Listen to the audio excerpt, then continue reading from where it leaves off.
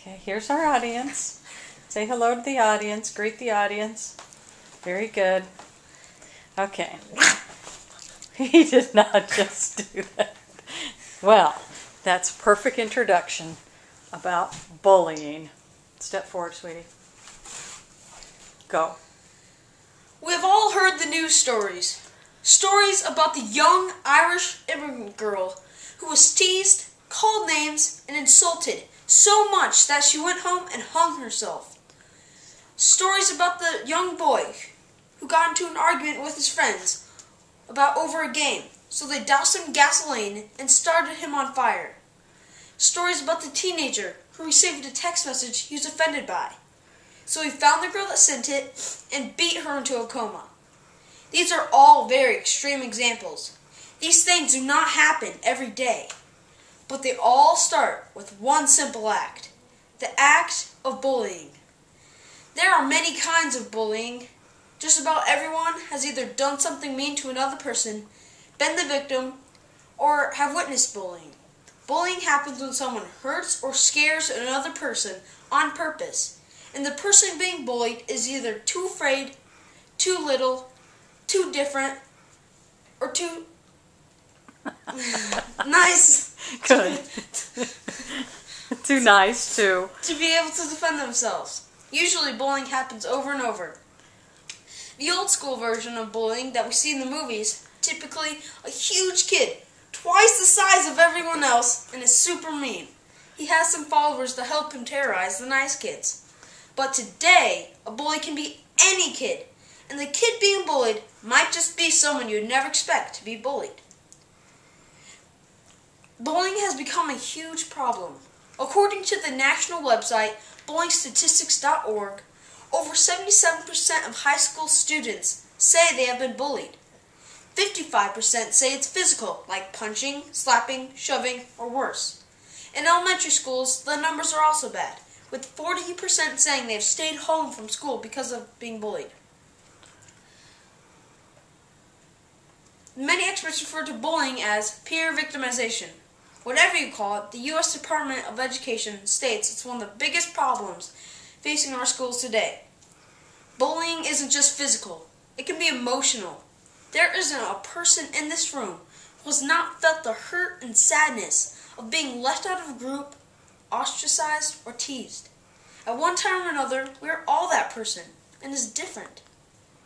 The reasons may be silly, as saying the wrong thing, or walking the wrong way, or looking at someone the wrong way, or even wearing the wrong jeans. Bullying can be especially hurtful when people spread rumors, even when they know they aren't true. Rumors are extremely hard to undo, and reputations can be ruined. Cyberbullying is when people use technology to bully each other by sending mean voice messages, text messages, or emails. Also when people post mean comments or pictures on Facebook or on a blog. People are also known to assume someone else's identity to do these things. The internet has helped us do some amazing things, but it has also helped us do some terrible things to each other. When you are online, it is easier to forget the consequences of your actions, and that it's a reflection on your character, even when someone doesn't see you do it. There are many reasons why people bully. Because they see others do it. Because it's what you do if you want to hang out with the cool kids. Because it makes me feel stronger, smarter, and better than the person I'm bullying. Because it keeps people from bullying me. All these reasons have one thing in common. Young kids are insecure and desperate to fit in. And usually, bullies are just weak and insecure themselves. Whatever the reasons, the effects include anxiety, depression, and aggression. The old saying, sticks and stones may break my bones, but words will never hurt me, may have it backwards. Research from the Mental Health Network say, for the most part, damage from fighting will heal. But what is far more difficult to mend are the wounds that bullying victims suffer when their self-concept, self-esteem, and identities are damaged. According to the Mental Health Network, bullying is an attempt to instill fear and self-loathing. Being the repetitive target to bullying damages your ability to view yourself as a desirable, capable, and effective individual. There are many things our schools and institutions should be doing about bullying. The Eyes on Bullying Toolkit suggests the following. Understand the extent and seriousness of bullying. Learn new and effective strategies for controlling bullying. Teach children to recognize and respond to early behaviors of bullying. Create an environment where it is understood that bullying is unacceptable, harmful, and preventable. And finally, empower yourself and your children to intervene. We can't just rely on our schools to solve the problem. We all need to do our part to stop bullying. It can be as simple as telling someone to stop, or it's not cool to bully.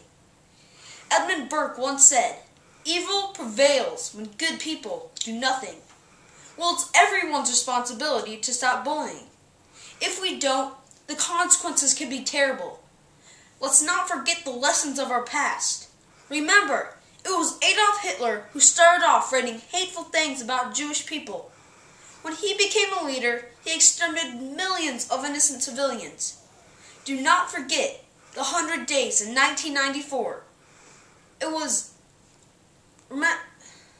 where 800,000 Tutsi Rwandans were killed at the hands of the rival people, the Hutus.